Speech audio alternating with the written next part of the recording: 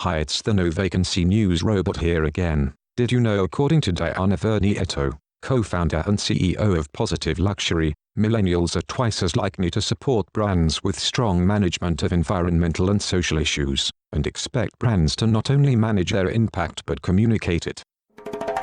Do you live, eat, and sleep the hotel industry? Looking to brush up on your game? You've come to the right place. Welcome to No Vacancy, the hospitality industry's #1 podcast, with your host, Glenn Hausman.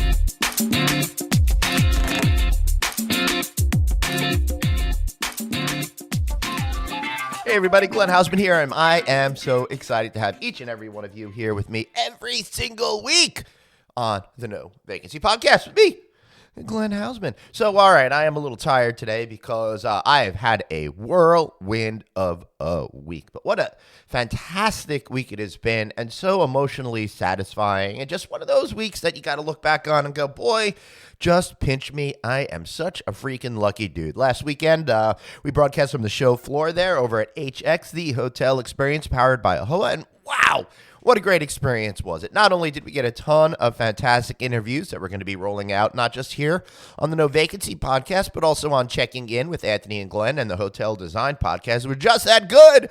We got to feed 3 of our 5 shows on this one, so that was really fantastic. And it was just such a warm and wonderful feeling to be out there on the show floor and have so many people come by and watch us do our broadcasts, and more importantly, come over and say thank you for what we've been doing. And I'm really starting to get that sense that we are creating, we have created, and we will continue to create an amazing community of people that are all here to support and love each other, because all of us, each and every one of us, can be successful in our careers along with each other. And if we all continue to be together and all continue to rally around each other, we all will do good, from the folks that have already made their million to the folks just starting out in school. It was great to see everybody looking to find their way, looking to continue on their paths to excellence and have a good time. I think you all are espousing what I've been saying. Your trip is short, you know? You've got one life. Blaze on, baby. So it's great to see what you're doing. While you're doing all that, why not reshape your expectations what an FF&E distribution partner can be? That's right. It's time to make Almo Hospitality your go-to partner to simplify FF&E deployments for the guest room and beyond. Why? Because you know why. Because they've got industry-leading brands, the latest hospitality trends, and distinctive new-to-market brands, coupled with their specialized business development and hospitality-dedicated sales teams.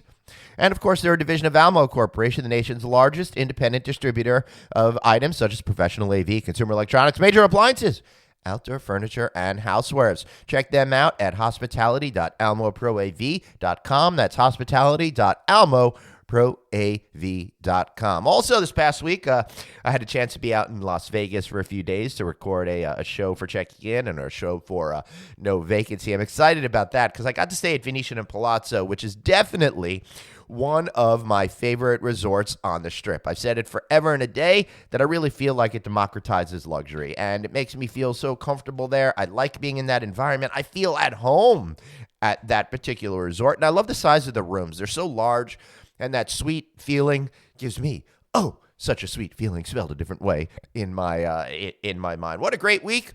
What great fun. And now I'm at home recording this, drinking a cup of coffee, hoping to grab a nap because I am pooped. But before I go and take that nap, I just want to kick it off to our first segment for today's show. So today in part 1 of our show, we've got Andrew Nielsen. He's the GM of the Current Hotel in Tampa, Florida. It's a boutique hotel. It's affiliated with one of the major brands. You're going to have to listen and find out just who that is. And in the second half of the show, we've got Brian Povinelli, who oversees the Westin brand as well as some others for Marriott. I think you're going to love both of these conversations. I sure know I had a great time recording both these conversations and chatting with these two incredible professionals. So remember, folks, it's just all been wonderful, but now I'm on my way, and whatever you do, take care of your shoes. See you guys soon.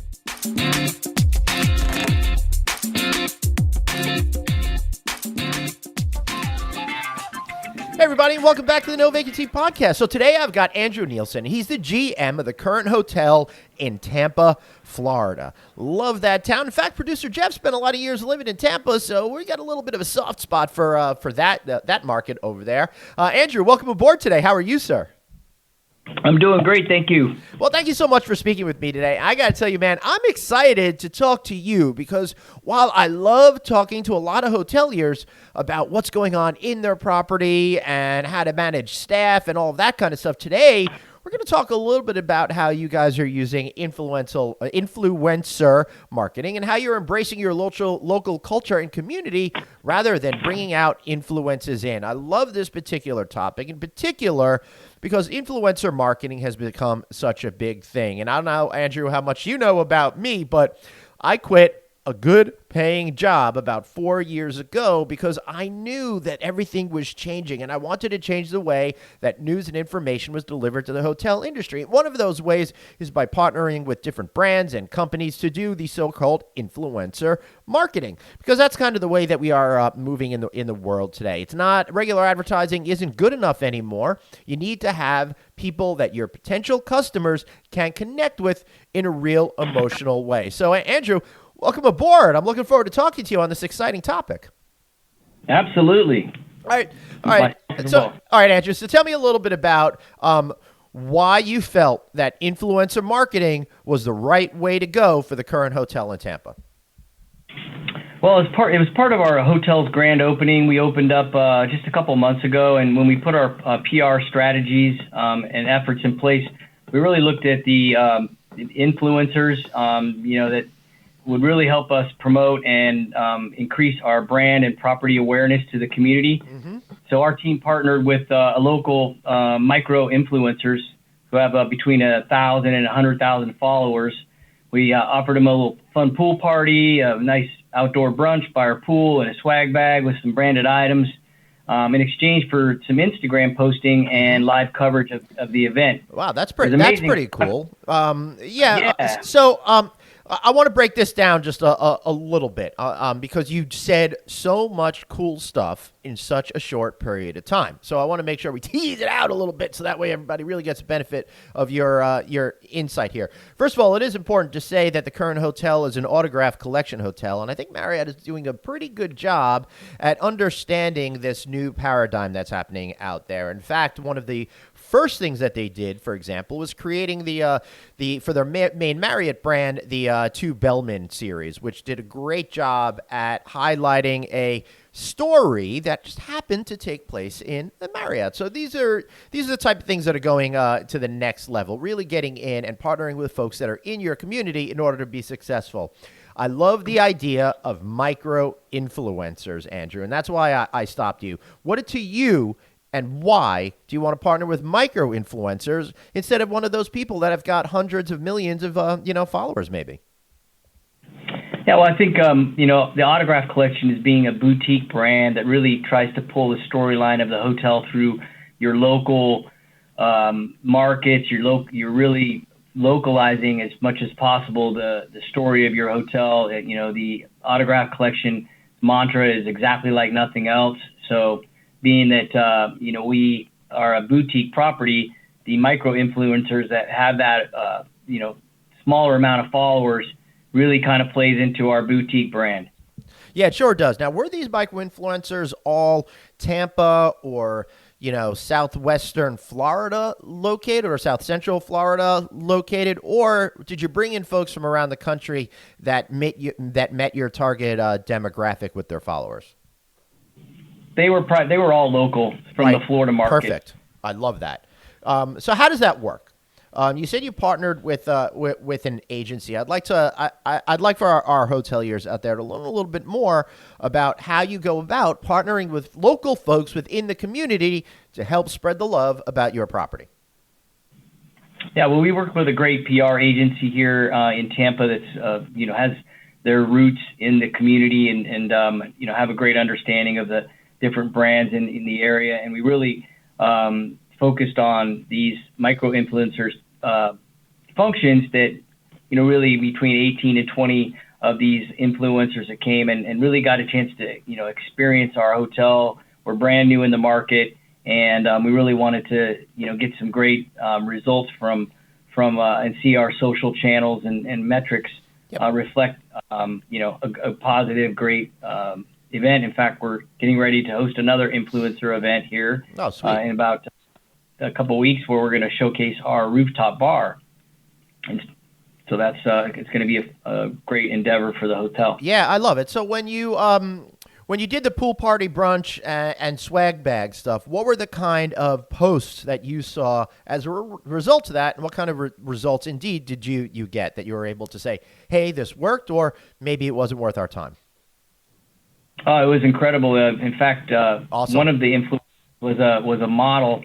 I forget what modeling agency she was with, and we saw like 40,000 posts within a couple hours of her post. So wow. It was incredible results, better than we had expected. Wow. And these people just did this in exchange for just being able to come to the event and go home with their goodies? Yes, that's correct. Wow. That's pretty impressive that you were able to get them to come out just for that. So obviously you found it was successful when you had this one great example. What were some of the other successes that you thought, and what do you think it's done in regards to your standing within the community in terms of awareness and recognition, for example? Well, it's definitely, we've seen that our traffic on our social channels increase, incredibly based on that event. That therefore we, decided that we would, have a secondary influencer event to showcase our rooftop. We've got one of the most incredible rooftops in all of the Tampa area. Awesome. So with this micro influencers in particular, their engagement with their followers, we really felt like, being local, we really have some great conversations about the hotel with them, and then they post on their social channels, and we've just seen really tremendous return on the investment. Yeah, because it's really it's not that much of a cash investment for you, because you talk about giving them brunch and a swag bag and stuff like that. I mean, it's not going to cost you anything, except if you had too much fun, maybe a couple extra chemicals in the pool. And the food cost isn't all that much. And my guess, and I know nothing going into this, is when you put together this this gift bag with branded items, my hunch is that you got them from different companies that were either in the area or national companies that wanted some promotional value as well. Is that correct? Yes, that's correct. Cool. So what kind of stuff did you have in there, and how did you bring together those partnerships? Or maybe it was the PR company that handled all that? No, we actually have a local company that's part of the kind of the story of the hotel, Oxford Exchange, which is a favored retail and dining spot that opened up here in Tampa, and they've got multiple locations now all across the nation. And they started here in Tampa, and we have our gift shop called Curated, that has really unique and not your everyday, exactly like nothing else items that you would see in a gift shop. So we kind of put a bag together with items from our gift shop. So it was a in-house cost, and it was about $250 that we put this bag together of all kinds of cool things that they wouldn't get at at another gift shop, and kind of helped us promote that as well. Right. That's pretty cool. I love this whole thing and the angles that you're going at. So did people actually do Instagram posts and other social media posts with some of the stuff that they took home with them after the event as well? Oh, yes, absolutely. Oh, so cool, man. I love it. How long did it take for this all to come together? What was your lead time on this? It was, about 30 days. We had planned this out, and, got some good RSVPs through our PR agency, and picked a day luckily the weather was really nice. This was promoting our pool, our infinity pool area that has panoramic views of all of Tampa and St. Petersburg. So we really wanted to showcase our outside space. And now our secondary influencer event will showcase our indoor-outdoor 1,500 square foot rooftop bar. Wow. That's the tallest rooftop bar in Tampa. Sweet. It has panoramic views of the entire area, so it's pretty special portion of the hotel. Yeah, that is a pretty special thing there. So my guess is, and I'm saying this more for the benefit of the listeners than for you, because you're in the middle of it. I'm sure you're going to have somebody making great custom cocktails that people could photograph and put out there, and do some other things that are very, very closely tethered to the experience that you think customers are going to have once they come up to the rooftop there and have a little fun with you guys, right? Absolutely. Yeah, we've curated some incredible, local craft cocktails at Rocks, which is the name of our rooftop bar, and our hashtag is #OnTheRocks, and it's pretty cool, and gotten a lot of great traction there as well. That's awesome. But, it's good enough. It's not just good enough to have influencers come to your hotel. You also need to make sure that your hotel is embracing that local culture and community, which is so essential today. We all know, and you guys know this, hoteliers out there, that people want that sense of place. They want to feel as if they are part of the neighborhood in which the hotel is located. And I think that's probably what's led you guys over at Current to partner with some local businesses to help set the people on the right path to having real Tampa Bay experiences, right? Can you share a little bit on that? Yeah, absolutely. Part of the Autograph Collection being that it's a boutique hotel, they really want you to, embrace the local culture and community. And with that, we partnered with a local coffee roaster who's an artisan coffee roaster, Cool. Buddy Brew, which was originated in Tampa, as well as the Oxford Exchange, which I mentioned. We also have this incredible art gallery that's kind of embraces the local art scene in Tampa, with some very unique pieces that are curated and put into the hotel by only Tampa local artists, which are incredible. We rotate the art gallery about every 6 to 8 months. Cool. So it's kind of changing with the current is our the hotel's name is really keeping things current and changing with the times, and whether it's a seasonal items that come into play in Tampa, or just embracing the whole vibe of Tampa, from Gasparilla Parade, which is one of the biggest events here, to the Super Bowl, which we're going to have here in another year, So cool. year or so.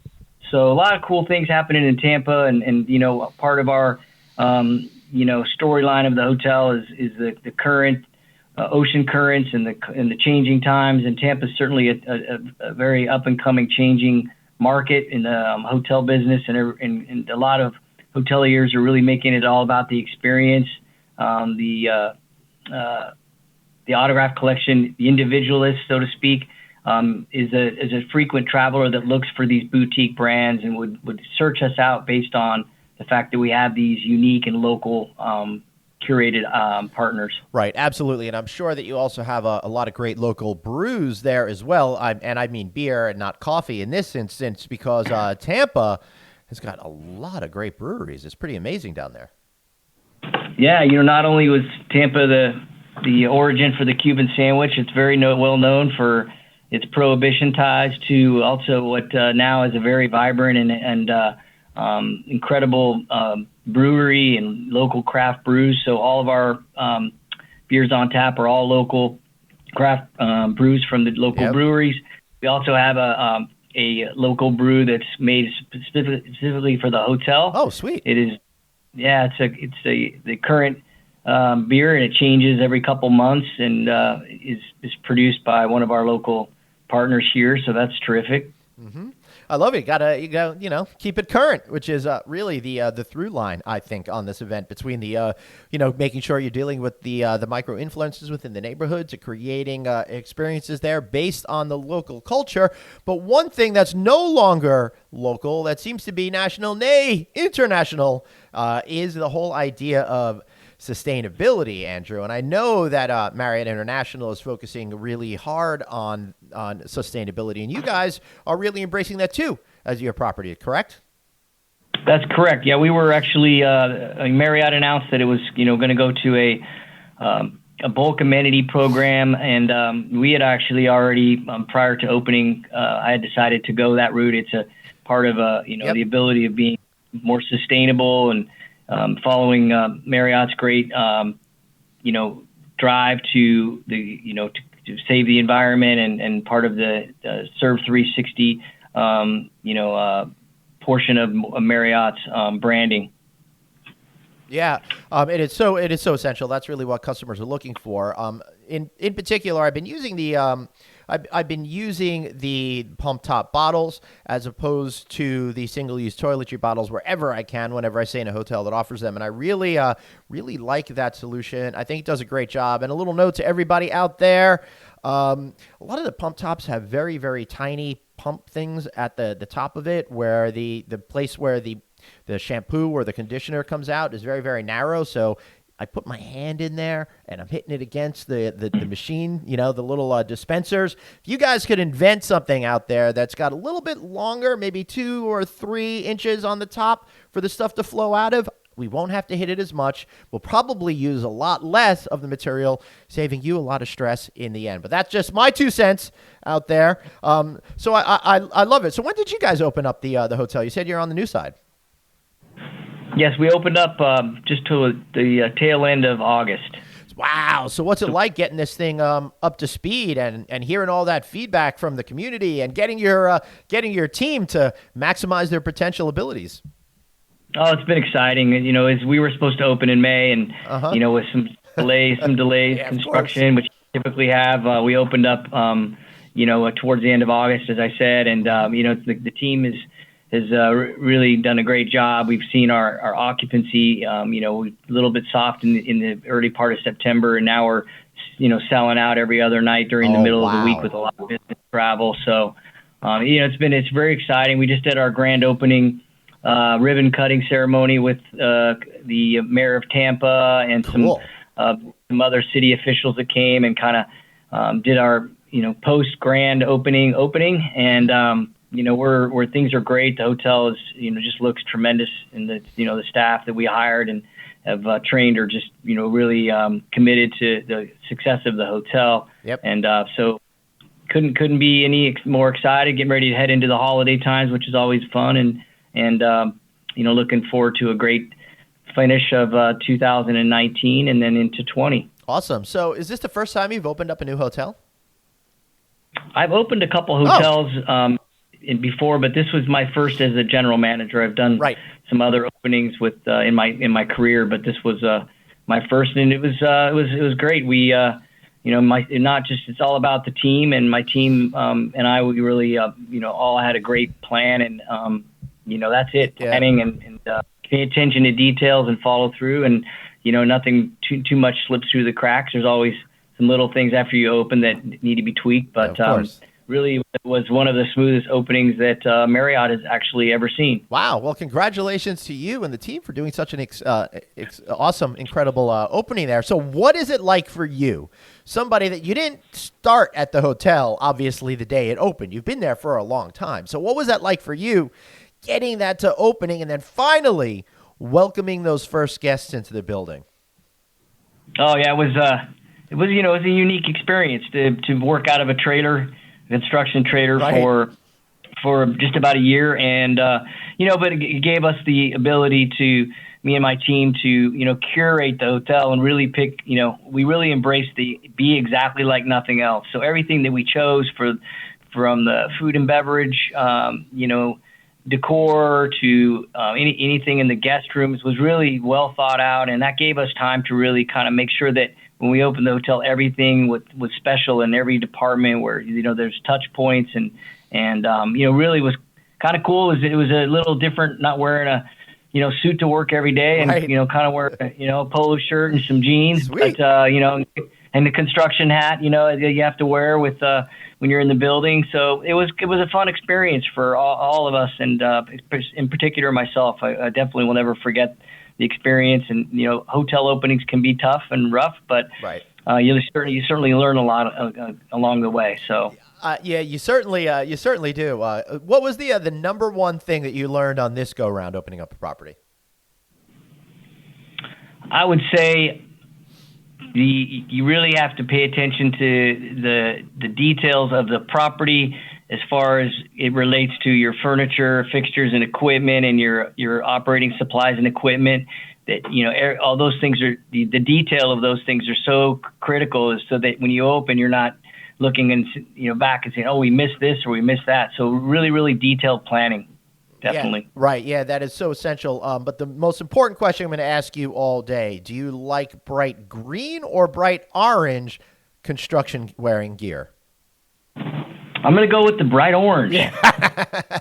Awesome. All right. So, Andrew, how can we find you? How can we find your hotel if people want to stay and come by, or maybe want to just talk to you about what they've done with influencer marketing?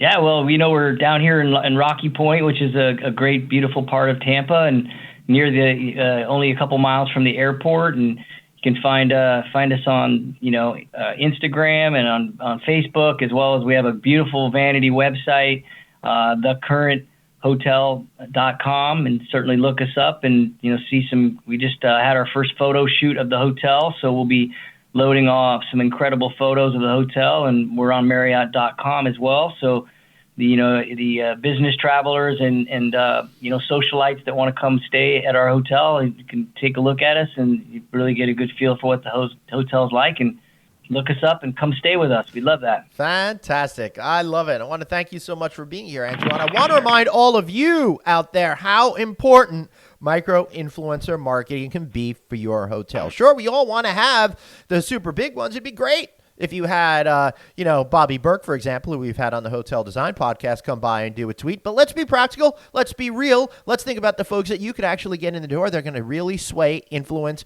to get people in your community to come on by and stay at your hotel. So again, thanks to Andrew Nielsen, the GM of the current hotel here. And thanks to you guys for listening. And we're going to be back with another great interview right after this. Hey everybody, Glenn here. So listen, a while back, I told you about the Red Collection. You know what I'm talking about. Red Roof soft brand that was developed after comprehensive research into what today's travelers truly desire. It's offering you a great opportunity to affordably expand your portfolio in the heart of cities you love. Well, for a limited time, that opportunity is now miles beyond affordable, because why? Red Roof is offering free royalties. Not for 1, not for 2, not even for 3 or 4, but for 5 years to qualified franchisees completing an application by the end of 2019. That's December 31st, 2019. You don't want to be ringing in 2020 without completing that application, do you? No, you do not. So the Red Collection is a fast-growing group of upper mid-scale unique hotels, each inspired by their city's vibe and culture.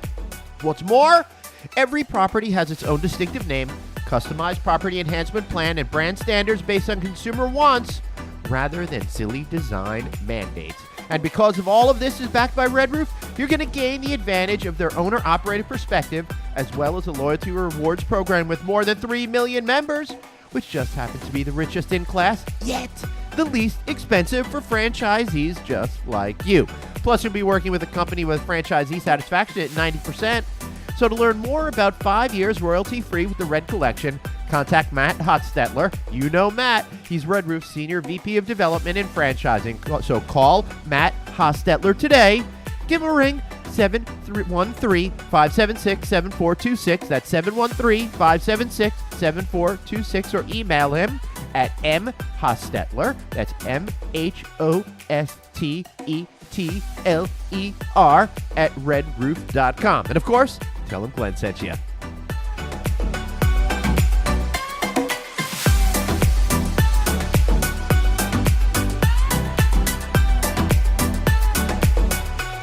All right, welcome back to the No Vacancy Podcast with me, your host, Glenn Hausman. Man, I am super excited right now because one of the companies that I don't get enough interviews with are the good people over at Marriott International. But that is changing all right now. Why? Because I got Brian Povinelli on, and he is the SVP of Global and Global Brand Leader for Westin, Meridien, Renaissance, Autograph, Tribute, and Design Hotels. Brian, welcome aboard, and boy, it's a whole lot of hotels you're overseeing over there, my friend.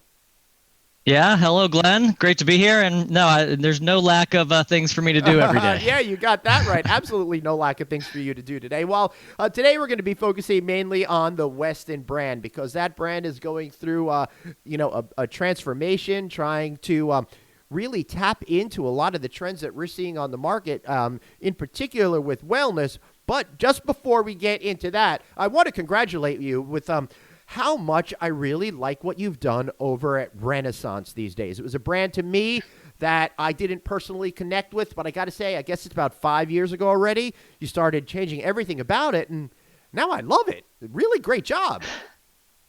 Oh, well, great. Yeah, we put a lot of work into the Renaissance brand. And I think it's a brand Marriott acquired about 25 years ago. And when you acquire a brand, you need to put it on a path and kind of evolve it and refine it. And a lot of that was around cleaning up the portfolio and really figuring out a point of view. And we've made that brand kind of unique in the full service space of a hard brand. So a brand, chain scale brand, but one that's really focused on bringing the location to life. I think we've really honed in on this idea of travelers want to experience the location.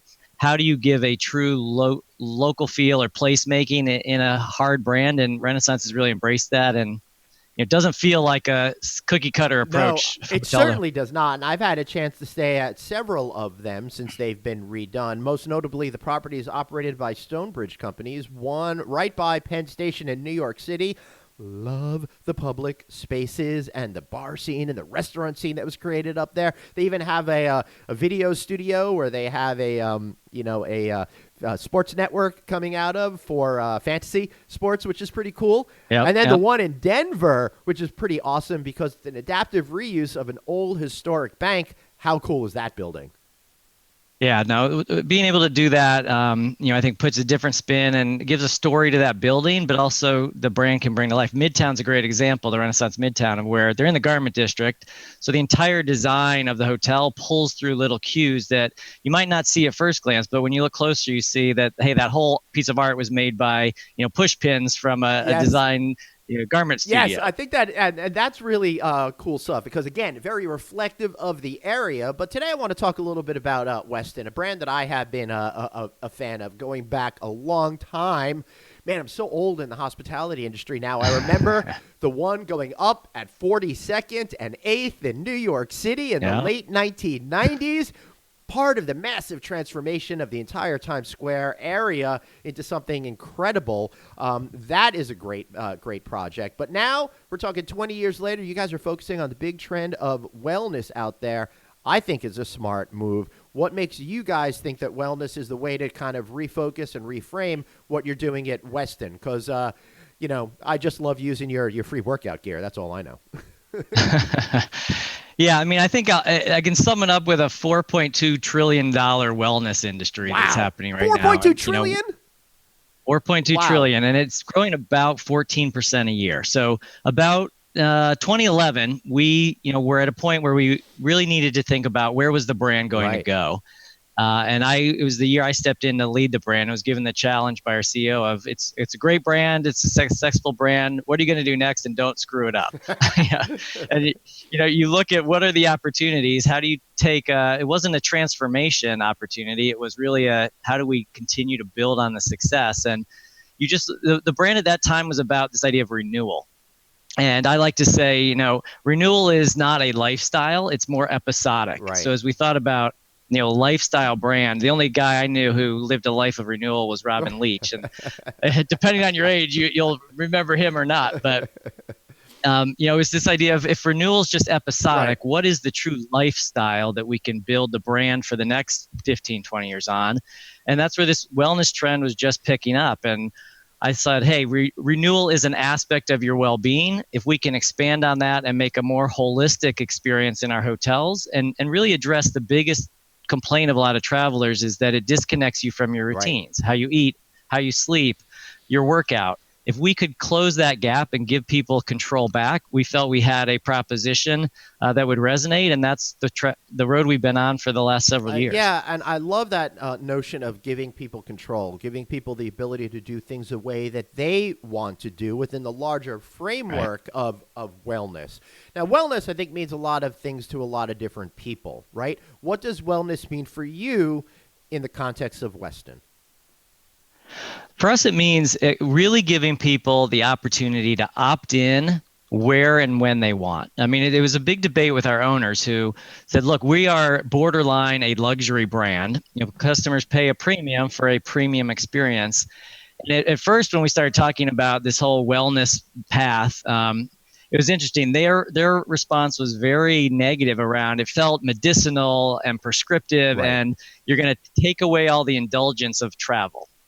That was not our intent. Our intent was to say, no, more and more wellness is luxury. Right. That is, look at what, it's iconic now for celebrity to walk out of the gym in their athleisure wear holding their green Right, juice. yeah.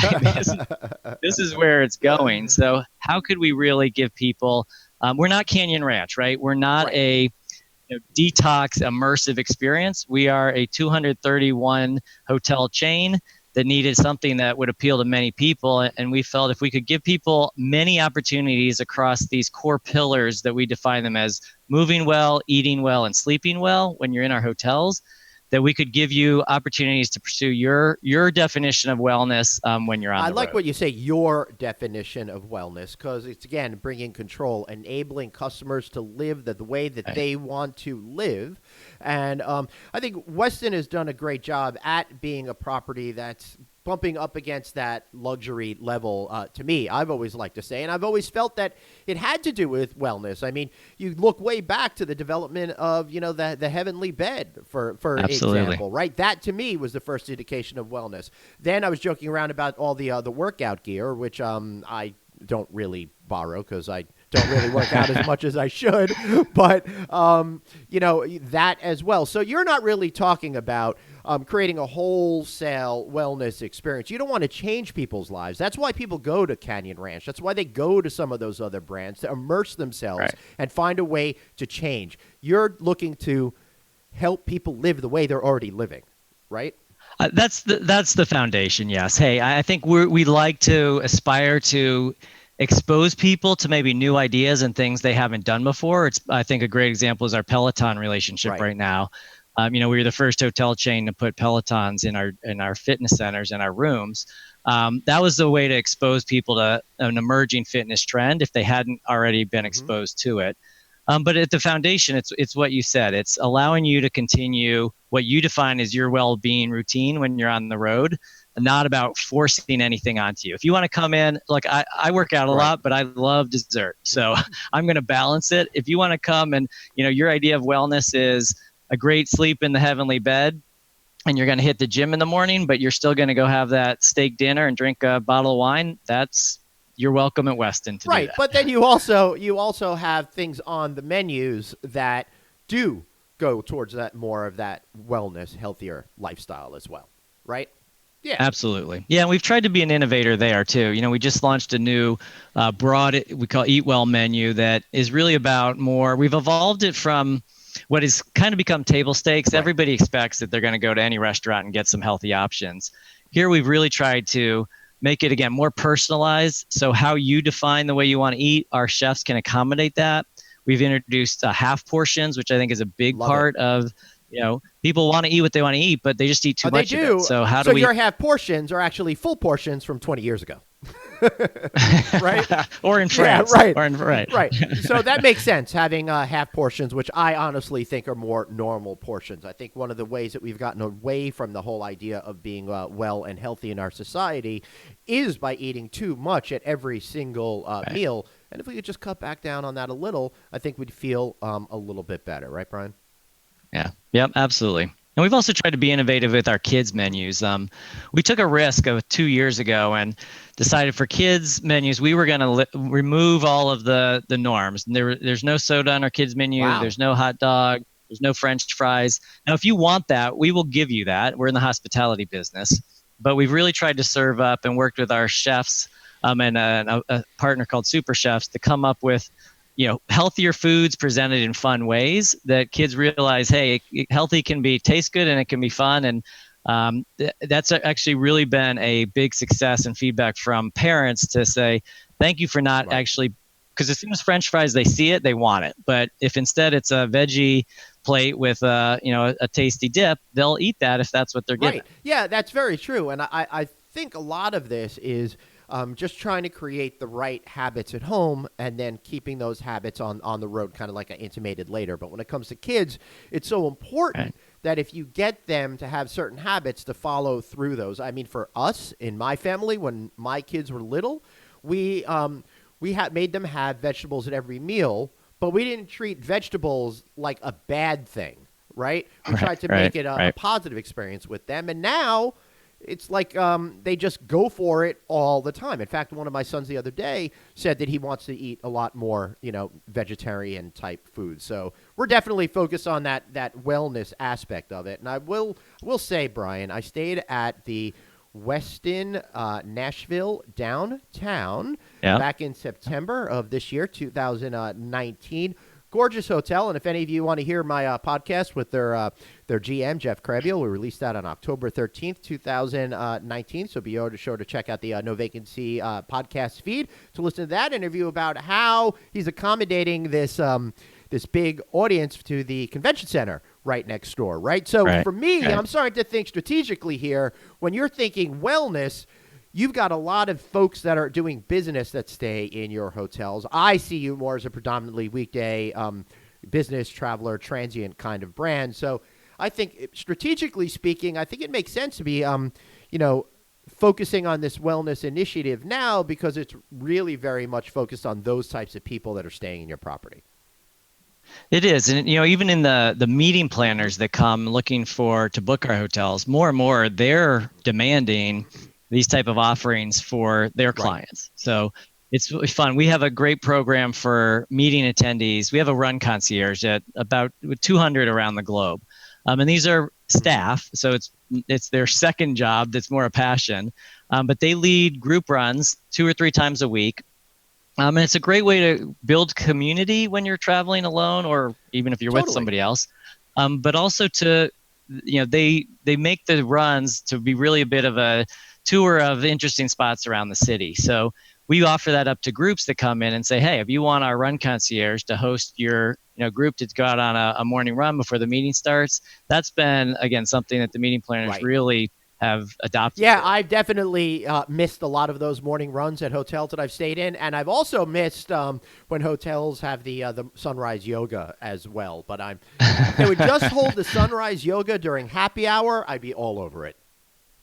Well, Nashville with the rooftop pool, they could do both. And I will tell you, that particular property, that rooftop pool is absolutely spectacular. And that is an outside area, but surrounding it is an inside restaurant and bar area that serves a lot of these foods that you've been talking about. Really great cuisine that both is indulgent, but also has stuff that fits into the healthier lifestyle category.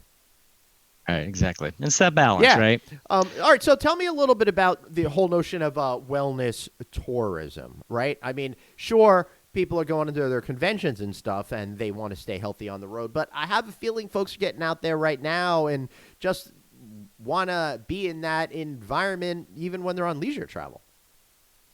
They do, and I think there's extremes, right? There is, we mentioned sort of a Canyon Ranch or a Mayoville type experience.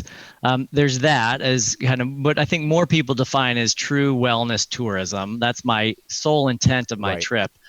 But more and more, Westin, we have 33% of the portfolio is resorts. So we have quite a big resort leisure business, and more, those guests are really, they're telling us, you know what, I actually maybe get my best workout or my best wellness time when I'm on vacation because I actually have hours in the day to focus on that. So that's where things like that, again, that run concierge program, higher demands of our guests asking for more programming. And that's, where we get into, we've done a lot of these wellness weekend programs where you can come and for 2 days, we will, again, it's not a deep detox sort of environment, but we'll have our chef do some cooking classes. We'll bring in some outside vendors and do maybe food demonstrations. We will have a national run concierge, so a guy who leads that whole group. He'll come and maybe do a workout regime. And who's that guy? Forrest Gump?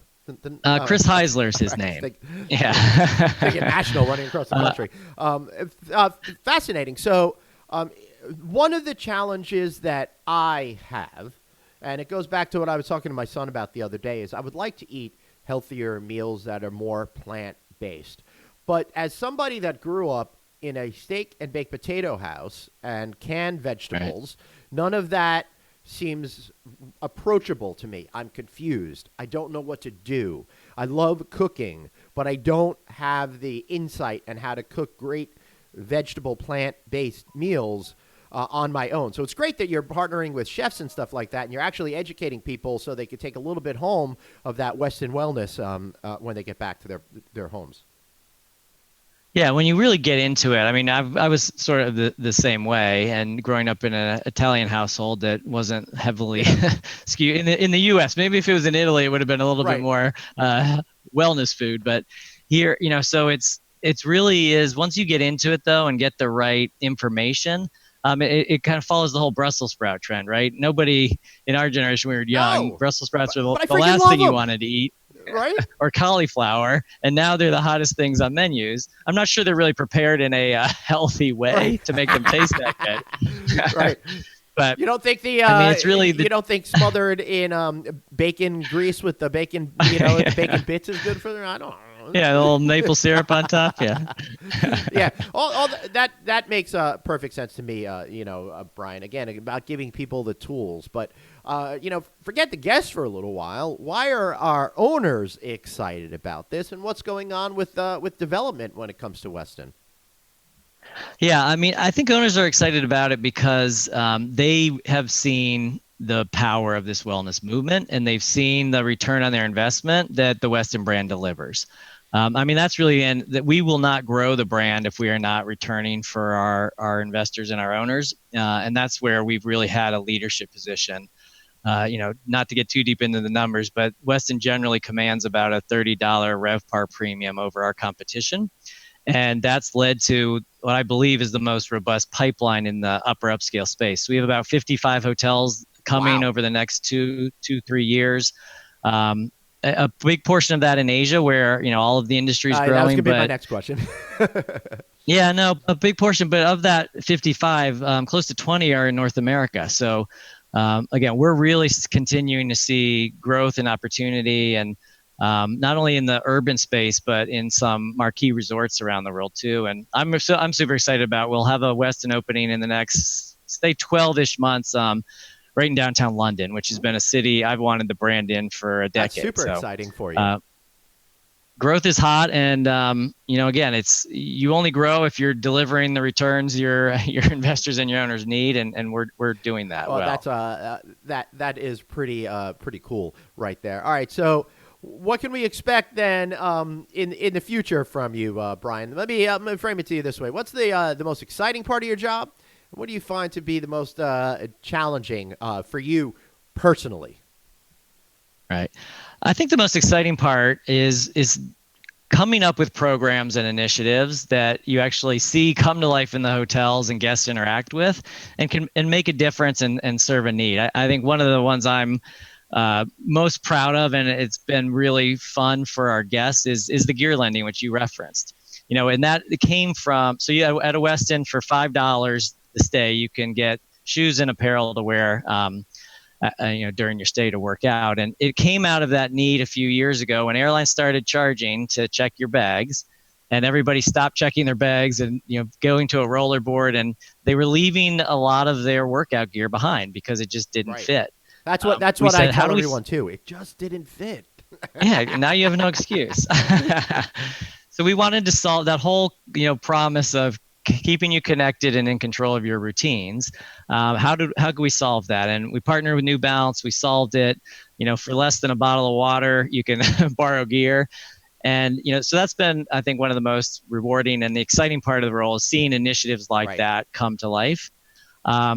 Almost tied to it, the biggest challenge of my job is doing that at scale, and getting 231 properties or owners around the world to buy into your vision as to where you want to take this brand. And I wish we could move faster, I think is the key for me. Yeah, absolutely. That's very interesting point to me. And this is where we get into the teaching other hoteliers how to be successful, right? So how do you get a group of owners that are so distinct and individual personalities in a lot of sense to rally behind what you think is a rallying cry that the brand should pick up? Yeah, it's changed over I've been in this business for 13 years. I would say in the very beginning when I joined, it was, if you made it a brand standard, then it was kind of done. Right. After the Great Recession, that changed quite a bit. And now if you don't have a ROI behind your initiative, you're not going to get it sold into them, because we don't own our hotels. Right. We're in a different model than we were 20 years ago.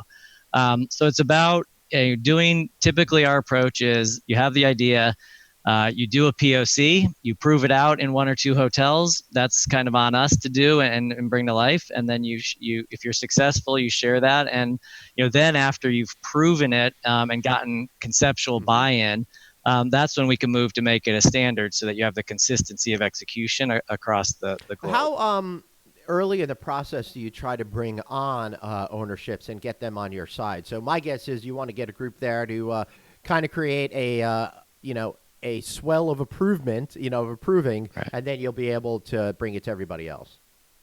Absolutely. The earlier, the better. And we have, I don't know if every brand out there does this, but we have a owner advisory group. So we'll use them. It's about 10 owners, but they represent about 44 hotels, that we'll expose them to the ideas. We'll get their input. They're usually the pilot hotels because they're invested in it. And then once we have their endorsement, it makes it a lot easier to kind of socialize that more broadly. Beautiful. I love it. Anything else in regards to Westin that you feel that we haven't covered today, Brian? I just say, there's a lot coming. What I'm really excited about for the next probably 24 months is we are looking at some pretty big new programs, specifically around our lobby. How do we really create a wellness experience when you walk into our hotels? So there's a lot more that we're going to do to keep this brand as the innovator and leader in the industry, and help, again, give people that control back when they're on the road. Excellent. I know as a traveler that when I get the most angst in my travels, it's when I feel like I can't control the situation. Right. Yeah, absolutely. Now, if you want to keep me well on the road in your lobbies, just make sure the drinks get delivered quickly. That'll that is my my most worrisome pain point that's out there. Brian, before I let you go, and before I let you do some shameless plugs, is there any point that you want to put out there about autograph, tribute, design, or Meridien that I know we'll probably save that for a conversation in the future, but any headline that you want to get out there about any of those brands right now? No, I think I'll just sum it up as this. Part of Marriott bought Starwood 3 years ago.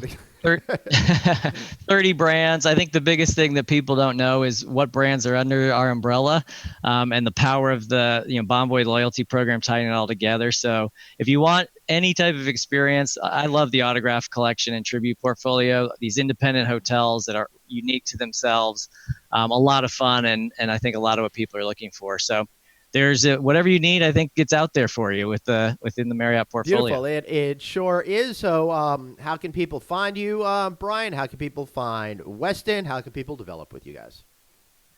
Well, you can find the whole shebang at Marriott.com. You'll see all 30 brands, and each one has its own destination as well. So if you want to learn about Westin's wellness programs, Westin.com will get you there. And our social media channels, we're on Facebook, we're on Instagram. Wherever you want to find us, hopefully we're there with something that compels you. Excellent. Well, I want to thank you for being here, Brian. I want to thank all of you listeners for being here today as well. Of course, you could reach out to me. I'm at Traveling Glenn on all social media. Like our Facebook page, like our LinkedIn page, or just friend me on LinkedIn. Of course, it's Glenn Hausman out there, and I will be back next week. That is, unless I finally decide to borrow some workout gear from Brian Povinelli and race across the country like Forrest Gump. See you guys next week. Thanks for listening. Thanks so much for listening to No Vacancy, the hospitality industry's #1 podcast, with your host, Glenn Hausman, online at rouse.media, on Twitter at Traveling Glenn, and on Facebook.com/Glenn.Hausman. We'll catch you next time.